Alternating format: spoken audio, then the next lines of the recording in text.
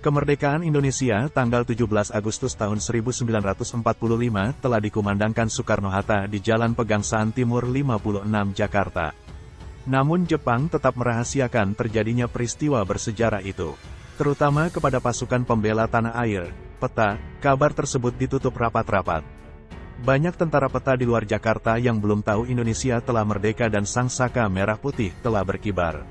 Mereka juga tidak tahu bahwa Jepang telah menyerah kepada sekutu. Chu Dan Cho, Komandan Kompi, Soeharto yang kelak menjadi Presiden Indonesia kedua, salah satu yang tidak mendengar kabar proklamasi kemerdekaan. Sama sekali tidak terlintas dalam benak Soeharto bahwa Jepang telah menyerah atau terpikir bahwa Soekarno telah menyatakan kemerdekaan Indonesia, tulis David Jenkins dalam buku Soeharto di bawah militerisme Jepang. Soeharto bergabung sebagai tentara peta selama 22 bulan. Sebelum di peta ia merupakan tentara KNIL, tentara Belanda, yang resmi dimasukinya mulai tanggal 1 Juni tahun 1940. KNIL ia tinggalkan setelah Jepang mengalahkan Belanda. Di peta, Soeharto memulai karir sebagai sukarelawan pasukan kepolisian Jepang, ke Ibuho.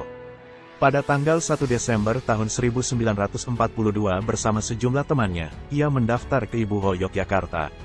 Karirnya melesat dengan cepat. Pada tanggal 8 Oktober tahun 1943, Soeharto diangkat sebagai Sodancho, komandan peleton, dan ditempatkan di wilayah Wates, Yogyakarta.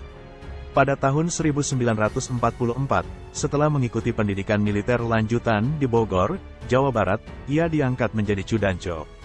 Di asrama peta Bogor ia tinggal bersama-sama dengan Sodancho Singgih, tulis O.G. Ruder dalam Anak Desa, biografi Presiden Soeharto. Singgih merupakan putra Panji Singgih, teman Bung Karno dalam pergerakan nasional.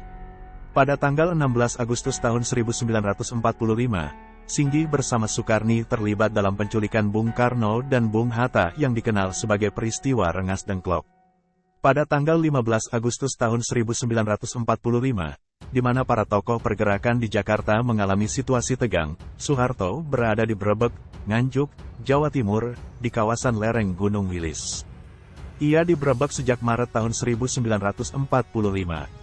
Sebelumnya pada akhir 1944 dan awal 1945, ia mondar-mandir antara Solo, Jakarta, dan Madiun. Di Brebek, Nganjuk Soeharto ditugasi Jepang melatih kembali para prajurit Batalion Peta Blitar yang dilucuti dan kehilangan semangat pasca pemberontakan Sodancho Suprijadi tanggal 14 Februari tahun 1945. Pasca pemberontakan yang gagal itu, sisa prajurit Batalion Peta Blitar yang menyerah dialihkan ke Brebek Nganjuk. Mereka ditempatkan di sebuah desa sepi, di mana masih rimbun hutan cemara dengan banyak berkeliaran laba-laba hitam beracun. Sebagai hukuman, semua senjata mereka dilucuti dan diganti senjata kayu.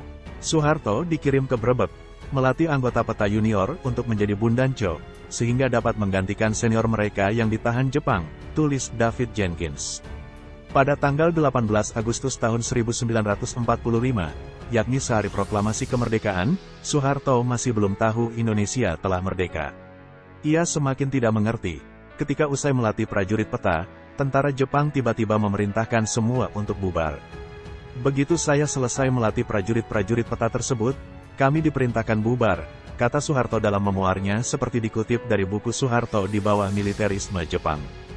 2 hari kemudian atau 19-20 Agustus tahun 1945, terjadi peristiwa yang membuat Soeharto semakin bingung.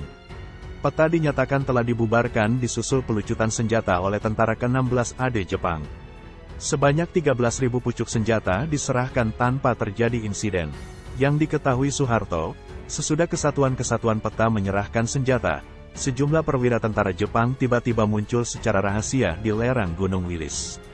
Mereka mengabarkan bahwa tentara peta telah dibubarkan. Para prajurit peta, termasuk Soeharto dan rekan-rekannya dibebaskan pulang ke tempat asal masing-masing. Sebelum pulang Soeharto dan rekan-rekannya mendapat bayaran 6 bulan gaji, ditambah jatah pakaian, serta bahan makan berupa beras, garam dan gula. Soeharto merupakan salah satu dari 2.150 perwira peta yang dibubarkan sekaligus dilucuti Jepang. Soeharto yang tidak memiliki hubungan dengan para pemimpin gerakan nasionalis kemudian memutuskan pulang ke Yogyakarta. Dalam perjalanan ia mendengar kabar tentang proklamasi kemerdekaan Indonesia, dan Jepang telah menyerah kepada sekutu. Namun semua itu belum bisa dipastikan kebenarannya. Sesampai di kota Yogyakarta pada akhir Agustus tahun 1945, Soeharto melihat dengan mata kepala sendiri demam revolusi kemerdekaan. Pekik merdeka terdengar di mana-mana. Kabar proklamasi kemerdekaan Indonesia ternyata benar adanya. Dikutip dari anak desa biografi Presiden Soeharto, mantan perwira peta Soeharto sangat kagum menyaksikan keadaan itu. Ia merubah rencana pulang ke kampung asalnya, dan memutuskan untuk tinggal di kota revolusi ini. Tidak berlangsung lama, kelak pada tanggal 5 Oktober tahun 1945, Soeharto ditunjuk sebagai Wakil Komandan Badan Keamanan Rakyat, BKR, yang merupakan cikal bakal TNI. Dalam sejarah Indonesia, Soeharto kemudian menjadi Presiden Indonesia yang kedua, menggantikan Bung Karno.